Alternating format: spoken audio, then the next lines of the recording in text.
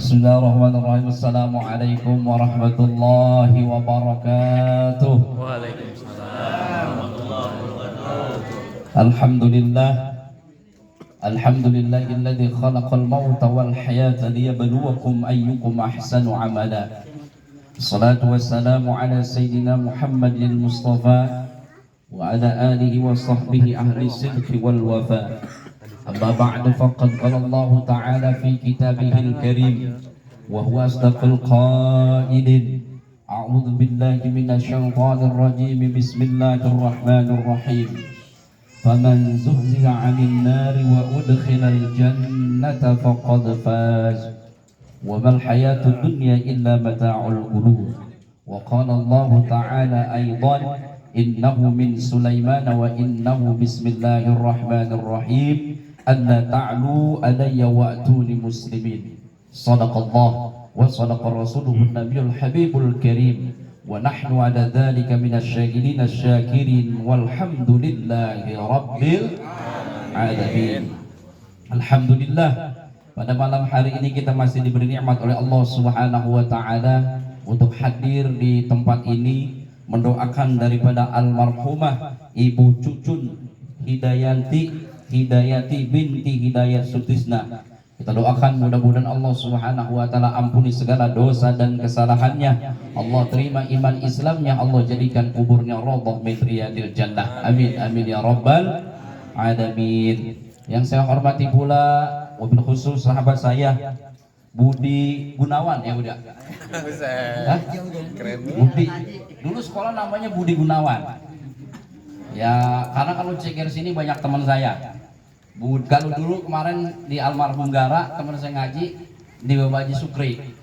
Pokoknya saya kepengen tuh kalau bisa Bang Adi ya, Bapak Haji Sukri kalau haul tuh yang dulu pada ngaji diundangin boleh juga itu kayaknya.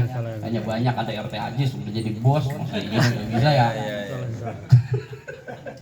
Kalau Budi Gunawan, Budi ini sekolah sama kalau nggak salah namanya Budi Gunawan.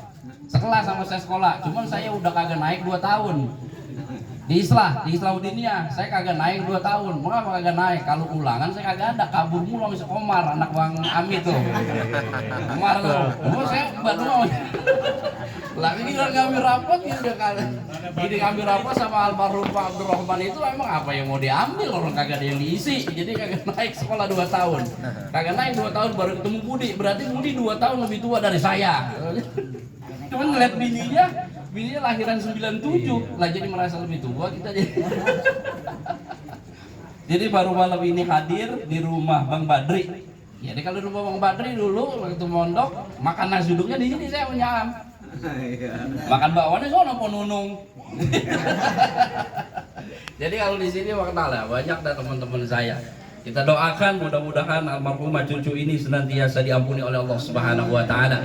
Dan juga yang saya hormati para sepuh, para tokoh masyarakat, Bapak RW Abdul Hamid, orang tua saya Bapak Abdul Khair, tadi guru kita Al-Mukarram Al-Ustadz Haji Muhammad Romli, dan juga keluarga besar daripada Nyaam atau Bang Badri dan Pok Badriyah. Mudah-mudahan senantiasa dirahmati dan diridhoi oleh Allah Subhanahu wa taala. Bapak-bapak hadirin jamaah sekalian yang berbahagia. Menyambung kembali apa yang disampaikan oleh Bapak RW Medik, katanya sudah terusin yang kemarin di rumah Gara, baru mulai langsung hujan. Gini Bang, kan kalau bicara ceramah mati saya bilang dulu, saya sampaikan bahwa ceramah mati ceramah paling susah. Paling susah tuh ceramah mati Bang. Kenapa? Kita berupaya mati-matian menghindari kematian. Orang berupaya sekuat tenaga menghindari kematian sampai mati-matian, tapi mati juga. Buktinya kalau kita sakit dikit aja buru-buru nyari obat biar sehat panjang, mau kemana aja kita perginya minta didoain biar sehat panjang umur, teman-teman yang lain pada mati, dia doang masih ada. Kemana aja minta doanya biar sehat panjang umur. Dan kita tahu kalau orang yang sudah mati umumnya dikasih gelar almarhum atau almarhumah. Semuanya kita sepakat begitu. Kenapa? Kita belum tahu. Tapi seandainya kita tahu, apakah pantas, apakah layak orang yang mati atau kita ini kalau nanti mati bergelar almarhum atau almarhumah? Karena nggak semua orang berhak mendapatkan gelar tersebut almarhum atau almarhumah. Nggak sembarangan Bang. Nggak sembarangan gelar almarhum itu disematkan kepada orang. Kadang kita ngomong sambil bercanda enak aja ya. Semua gelar udah punya, tinggal satu doang almarhum yang belum. Belum tentu bang. Kita pengen dapat gelar S1, kuliah minimal 3,5 tahun. Dapat gelar S1, mau S2 2 tahun. Prosesnya mau dapetin gelar almarhum juga begitu, nggak gampang prosesnya. Sebab kenapa? Allah yang wisuda langsung. Ayat Al-Qur'annya kan begini, wala nabluwannakum bisyai'in minal khaufi wal ju'i wa naqsin minal amwali wal anfusi wat thamarat wa basyiris sabirin alladzina idza asabathum musibah qalu inna lillahi wa inna ilaihi raji'un ulaika 'alaihim shalawatun mir rabbihim wa rahmah wa ulaika humul muhtadun. Itu Al-Qur'annya tuh. Jadi pengen dapat gelar almarhum, itu akhir ayat itu jadi tuh. Dimulai dari wala nabluwannakum bisyai'in minal khaufi wal ju'. Wala nabluwannakum bisyai'in minal khauf. Yang pertama kita diuji dulu oleh Allah Subhanahu wa taala. Dengan apa? Dengan rasa takut. Rasa takut diuji bang kita. Makanya ayat Al-Qur'an Al-Ankabut ayat 2 ahasiban nasu ayatraku ayyaqulu amanna wa hum la yuftanun. Kita nggak dibiarin begitu aja oleh Allah Subhanahu wa taala mengatakan bahwa kita ini beriman sedangkan kita belum diuji. Diuji dulu. Apa ujiannya? Diberikan rasa takut oleh Allah Subhanahu wa taala. Siapa yang nggak punya rasa takut? Semua orang yang hidup di dunia ini punya rasa takut. Yang kaya takut miskin, yang kaya takut miskin, yang sehat takut sakit, yang hidup takut mati, yang berkuasa takut dijatuhkan. Dikasih 1 periode minta 2, dari 2 minta ngajuin 3, ditolak kagak diterima, anaknya suruh maju. Ke situ-situ ya jadinya ya. Cuma gitu tuh. Dikasih rasa takut oleh Allah Subhanahu wa taala. Tinggal bagaimana kita mengatasi dan memanage. Karena bahasanya manage. Mengatur rasa takut itu agar tidak berlebihan dan jangan sampai mendahului atau dominan dalam kehidupan kita. Sebab kenapa? Mati mah biar kita takut banget bang, takut banget. Orang takut banget mau mati, mati nggak? Mati nggak? Bukan gimana nih? Mati udah. Kedengeran nggak sih suara saya? Orang takut banget mau mati, mati juga bang. Kita berani banget mau mati, mati juga. Makanya mati mah takut banget. Jangan nantangin mati juga jangan.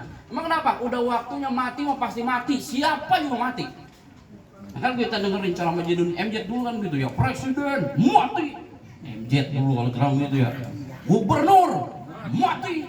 Wali kota mati. Camat mati. Lurah mati, RW ini ajis RT katanya sudah nyampe sudah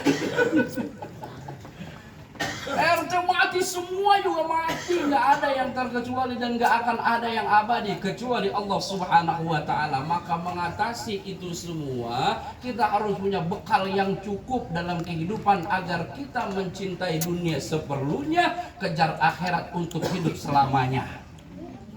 Gitu doang bang, seperlunya aja, jangan terlalu berlebihan.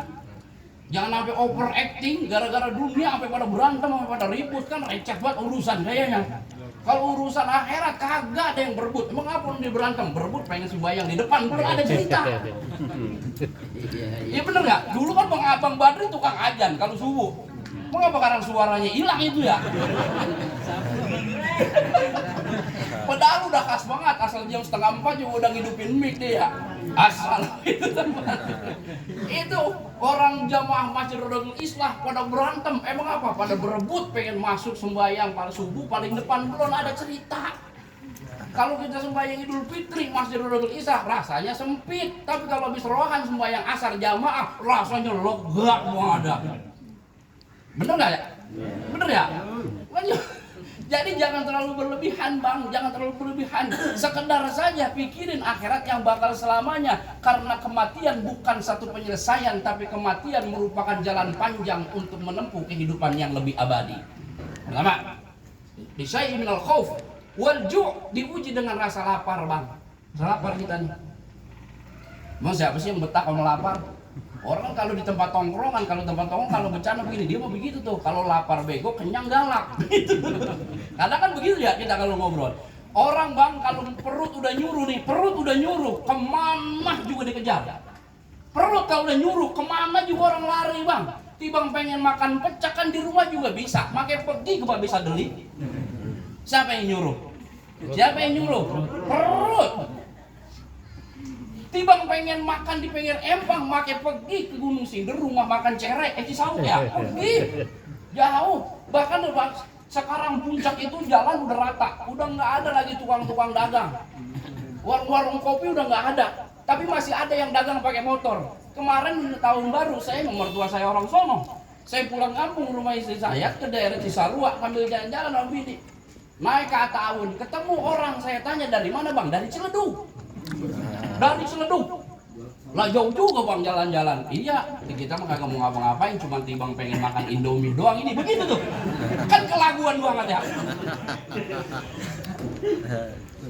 La ilaha illallah. Tibang beli makan Indomie, mau beli wae di warung butet, lu hidupin kompor, hidup make lagu pengen pergi pakai ke puncak. Gara-gara apa tuh? Perut kalau udah nyuruh bang. Air lain bagaimana sama baik. Lo kalau nyedung dingin kagak enak. Puncak pergi bang, perut kalau udah nyuruh, tengah malam tidur, bangun mendusin jam berapa ini? Jam 2 peri-peri dikit, keluar nyari nasi goreng, perut kalau udah nyuruh bang. Laut luas tapi lebih luas nafsu kita yang ada di perut. Makanya jangan diturutin perut mah kalau udah minta yang berlebihan. Karena apa? Berbahaya kalau orang cuma hidup mikirin perut. Tuh. Siapa yang biasa mikirin perut? Kambing, ayam, cuma perut doang udah bang. Makanya orang kalau kagak ada pikirannya, kerjanya cuma makan doang, canpang sama bakul nasi. Udah kagak ada bakul nasi kan Om ya? Udah gak ada, Magicom semua dicolokin sih. Tapi kalau cuma mikirin makan doang kagak beda manusia sama kebo begitu. Kalau kebo badan makin gede, Idul Adha kita potong enak. Lah manusia makin gede makin repot, bener gak? Ajis lagi.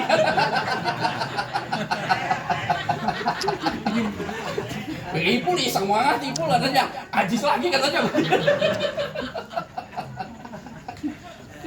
Jadi sebatas aja bang, makanya minimal kita dalam setahun sebulan untuk berpuasa diperintah diuji oleh Allah Subhanahu Wa Taala. Bisa nggak kita nahan perut kita? Jangan makan walaupun kita beli dengan yang halal. Kita makan walaupun itu punya kita. Kita minum walaupun itu hak kita. Kalau belum waktunya jangan disentuh bang. Sebulan gitu kita puasa. Cuman emang kadang-kadang orang kita belagu bang, gayanya doang lebar puasa hari pertama. Allah. Apa gaya dah pokoknya. Puasa hari pertama mah gayanya lemes.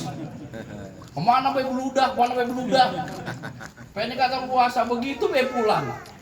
Nah hidup Indomie di rumah. Kan dulu Kiai cerita begitu Kiai. Ada orang lakinya kerjanya ngapain? Ngojek. Jam 11 pulang, anak kegirang. Wah bapak pulang, gegeblak belakangnya, enak muntah, keluar Indomie.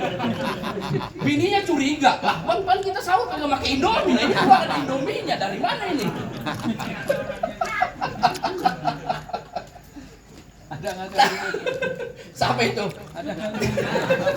Mana orangnya? Begitu bang, tahan.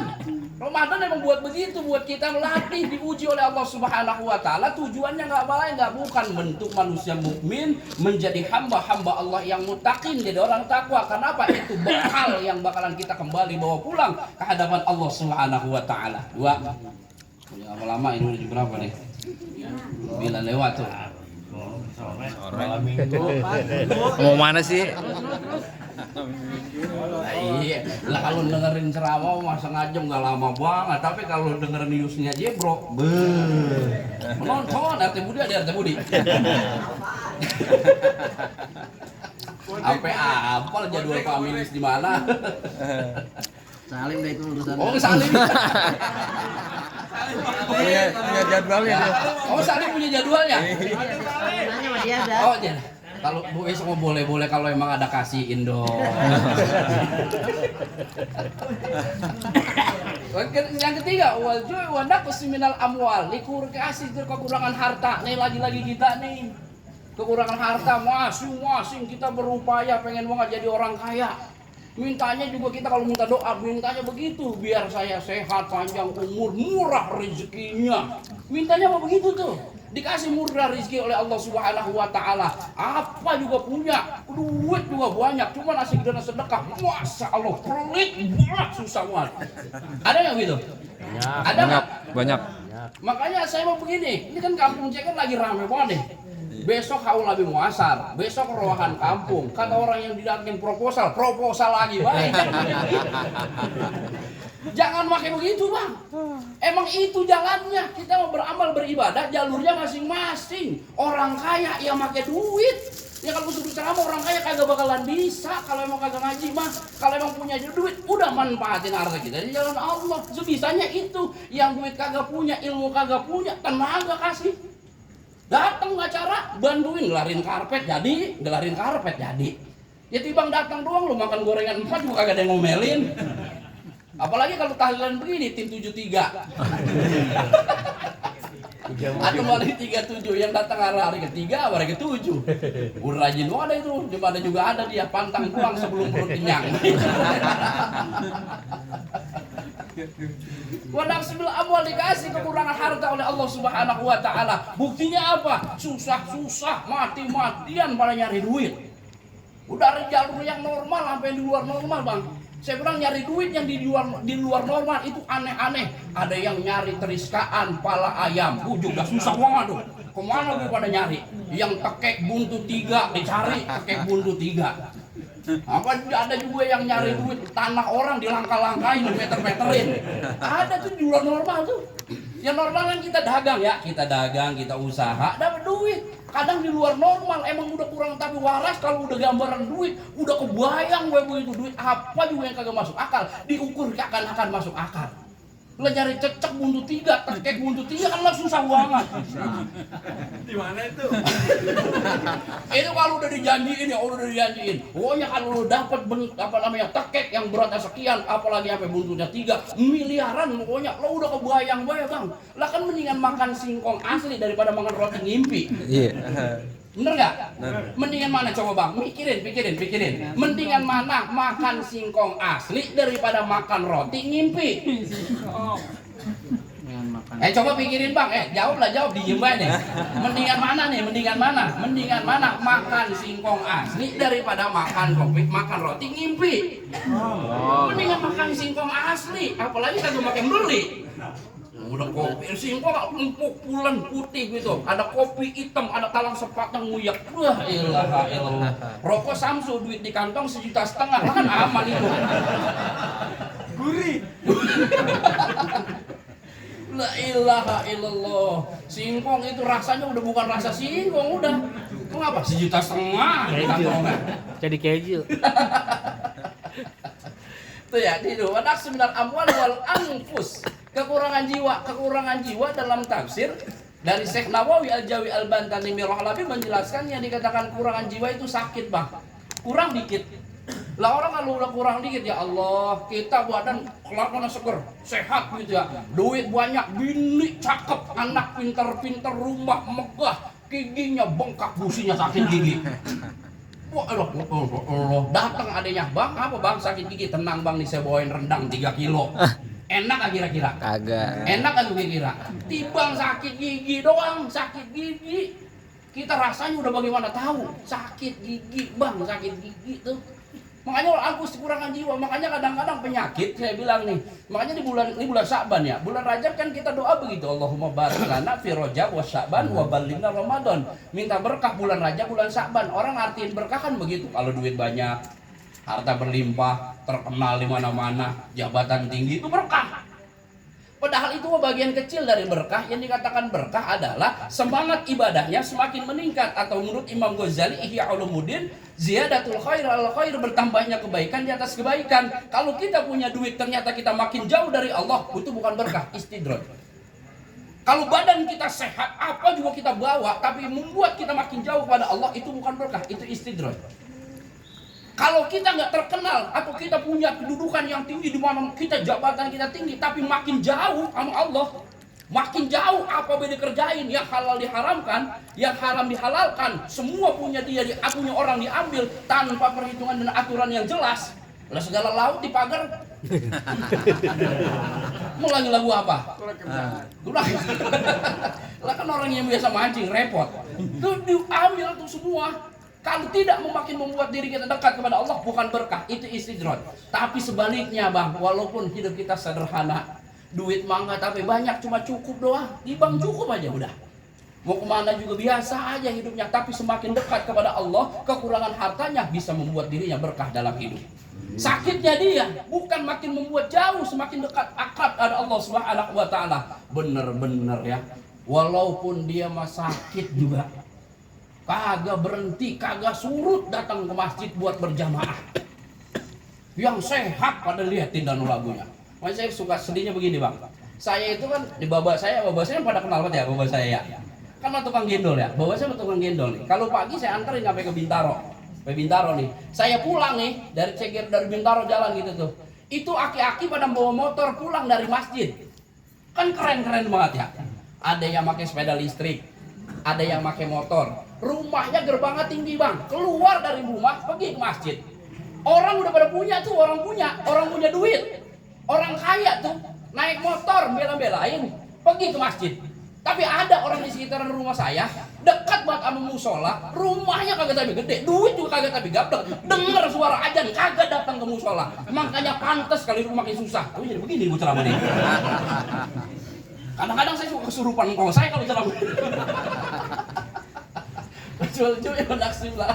Wal anfusi wastamarat, kekurangan jiwa dan kekurangan buah-buahan. Kurang buah-buahan bang, kekurangan harta anak-anak bang, kurang didik anak. Ya karena jagain bocah pergaulan sekarang kan susah banget. La ilaha illallah. Zaman saya dulu ngaji enak tuh, habis maghrib bang Haji Sukri itu ya di masjid. Habis maghrib memang bener-bener tuh ngaji. Kalau hari Selasa sampai hari Kamis tuh baca Quran. Kalau malam Minggu itu kita latihan pidato. Kalau malam Senin ngaji kitab Babul Minan karangan Habib Utsman bin Yahya. Segala puji bagi Tuhan, seru sekalian alam dan sholawat dan sejahtera atas Nabi Muhammad dan keluarganya. Wabakdo, kemudian maka daripada itu rukun Islam ada 5 perkara.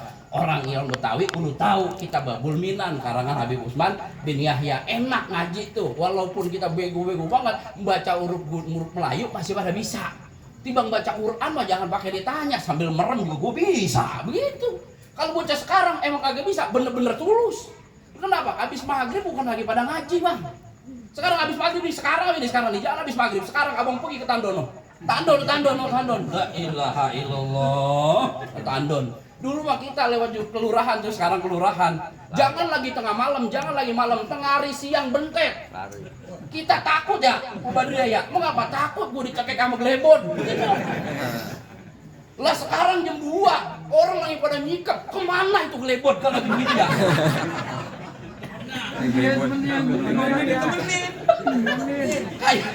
Kayaknya gelebotnya juga resep kayak gitu lagi itu batu. La ilaha illallah Muhammadur Rasulullah. Jadi itu kali udah malam. Lah kadang-kadang saya malam Jumat sengaja nih. Kalau malam Jumat rumah saya baca rawi yang bocah. Itu kan speakernya kedengeran, wah ya saya tes nih kedengeran di Ketandun. Saya tes nih, lah di pojok lagi bunyi. La ilaha illallah. Lah bukan ngintip lagi bu liatin itu mah. Saya tanya lu orang kedengeran itu suara orang baca rawi, kedengeran bang. Lu terus ngapa? Lagi tanggung seru-serunya ini gitu. Kacau waktu zaman sekarang tuh ngajarin anak rada susah. Kenapa? Emang pergaulannya udah semakin bebas. Maka berarti wastamarat wa basyiris sabirin. Allah bersama orang-orang yang sabar. Siapa yang sabar? Alladzina idza asabathum musibah qalu inna lillahi wa inna ilaihi raji'un. Yang kalau ditimpa musibah mereka berkata semua dari Allah dan kembali kepada Allah. Tuh, udah bisa ngelewatin tadi tuh rasa takutnya, rasa laparnya, kekurangan hartanya, kekurangan jiwanya, kekurangan buah-buahannya. Tuh baru tuh ulaika ayat selanjutnya ulaika alaihim shalawatum mir rabbihim wa rahmah. bentuk masdar dari kalimat rahmah yang artinya almarhum itu maf'ulnya Bang, yang artinya dirahmati oleh Allah Subhanahu wa taala. Maka orang yang bisa melewati situasi itu tuh, melewati semua tadi ujian-ujian dari Allah dengan rasa sabar, maka itu yang pantas mendapat predikat almarhum atau almarhumah. Ya, kayaknya kagak pantas kita mah ini buat dapat gelar almarhum. Kayaknya kita mah rumkan masih kan. Nah, terima kasih. Assalamualaikum warahmatullahi wabarakatuh. Waalaikumsalam warahmatullahi wabarakatuh.